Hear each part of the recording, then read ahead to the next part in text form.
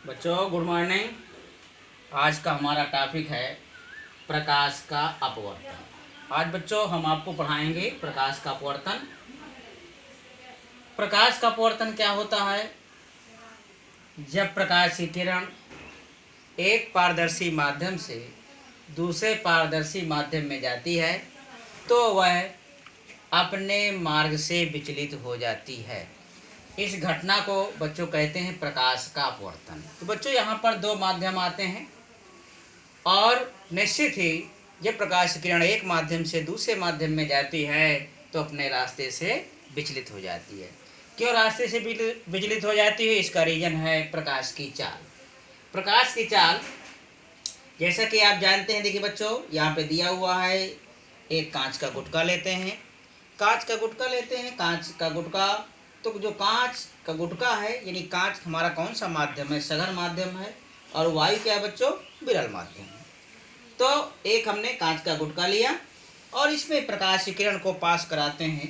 तो देखिए जब प्रकाश की किरण, ये प्रकाश की किरण यहाँ से आती है कांच के गुटके में, यहाँ पर टकराई, जहाँ पर टकराती है, टकराने के बाद देखिए ये कांच है, यहाँ पे हवा है, हवा से प्रकाश की किरण कांच में जा रही है तो इसका माध्यम चेंज हो गया। जैसे तो इसको देखिए बच्चों, इसको जाना चाहिए सीधे, लेकिन सीधे नहीं जाती बल्कि क्या हो जाती है? अपने रास्ते से विचलित हो जाती है। ठीक, तो ये माध्यम जैसे बदला तो उसका रास्ता भी बदल गया। तो ये जब प्रकाश किरण वायु से देखिए कांच में गई तो ये रास्ते से विचलित हो गई। ठीक है, और इसके बाद फिर यहाँ आई, यहाँ के बाद देखिए फिर इधर वायु है तो फिर देखिए रास्ता बदल गई। तो इस प्रकार से ये घटना क्या बच्चों? प्रकाश का अपवर्तन है। ठीक, अब यहाँ पे देख रहे हैं कि देखिए जहाँ पर प्रकाश किरण टकराती है और माध्यम, तो यहाँ पर एक अभिलंब हम खींच देते हैं, एक लंबवत रेखा जिसे अभिलंब कहते हैं। ठीक, तो इस प्रकार से जो किरण आती है उसको बच्चों कहते हैं आपतित किरण, और जो किरण जाती है अपवर्तित होती है, जिसका अपवर्तन होता है, या कह सकते हैं जो रास्ते से विचलित होती है उसे कहते हैं बच्चों अपवर्तित किरण। तो इस प्रकार से यहाँ पर देखिए दो किरण है, आपतित किरण और अपवर्तित किरण। और देखिए यहाँ पर देख रहे हैं कि आपतित किरण और ये अभिलंब के बीच जो कोण बनता है इसे कहा जाता है आपतन कोण। अपवर्तित किरण और अभिलंब के बीच का जो कोण है इसे कहा जाता है अपवर्तन कोण। तो इस तरह से देखिए बच्चों यहाँ दो कोण बनते हैं। ठीक, और इसके बाद ये किरण देखिए यहाँ से निकल जाती है। अब यहाँ पर हम देख रहे हैं कि जब प्रकाश की किरण देखिए वायु से कांच में गई तो क्या हो गई? अभिलंब की ओर झुक गई। फिर इसके बाद देखिए जब कांच से वायु में गई तो अभिलंब से दूर हट जाती है। तो यहाँ पर देखिए दो महत्वपूर्ण बातें हैं। पहली बात क्या है कि जब प्रकाश की किरण विरल माध्यम से सघन माध्यम में जाती है तो अभिलंब की ओर झुक जाती है। दूसरा क्या है कि जब प्रकाश की किरण सघन माध्यम से विरल माध्यम में जाती है तो विलंब से दूर हट जाती है। ठीक, अब बच्चों इसी आधार पे हम पढ़ेंगे प्रकाश के अपवर्तन के नियम। अब इसी से बच्चों प्रकाश के अपवर्तन के दो नियम होते हैं। पहला नियम क्या है? आपतित किरण, अपवर्तित किरण तथा अभिलंब तीनों एक तल पर होते हैं। इसका मतलब क्या हो गया? देखिए ये आपतित किरण है, ये अपवर्तित किरण है और अभिलंब, तीनों देखिए यहाँ पर इस पॉइंट पर मिलते हैं। यहाँ मिले आपतित किरण और ये अपवर्तित किरण, ये अभिलंब, तीनों यहाँ पे मिल रहे हैं। तो ये पहला नियम हो गया।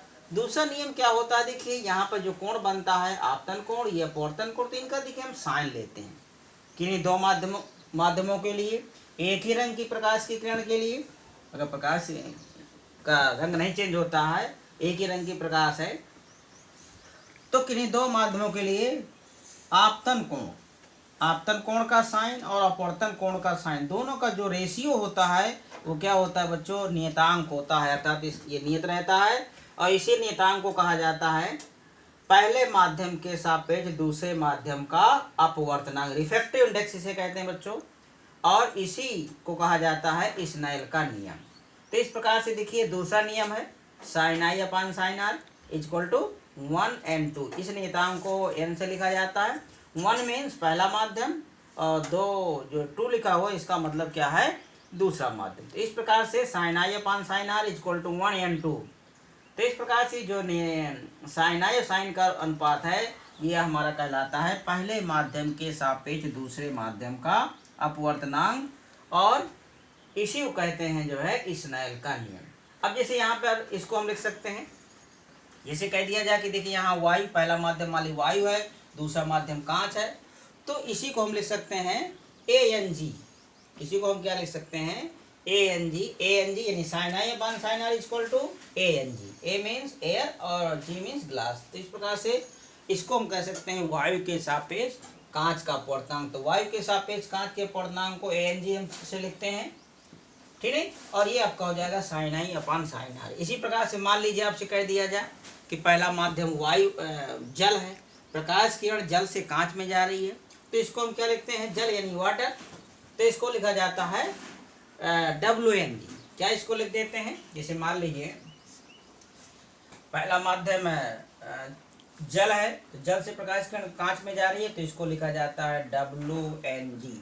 तो WNG का अर्थ क्या हो गया बच्चों, जल के सापेक्ष कांच का अपवर्तनांक। अब देखिए जो हमारे दो माध्यम हैं, अब जैसे यहाँ पर हम देख रहे हैं कि जैसे ANG यानी वायु के सापेक्ष कांच का अपवर्तनांक, यानी प्रकाश किरण वायु से कांच में जा रही, इनटू, अब इसको पलट दीजिए, अब कांच से प्रकाश किरण वायु में जा रही है तो GNA, तो ANG into GNA equal to क्या होता है बच्चों, ये 1 के बराबर हो जाएगा।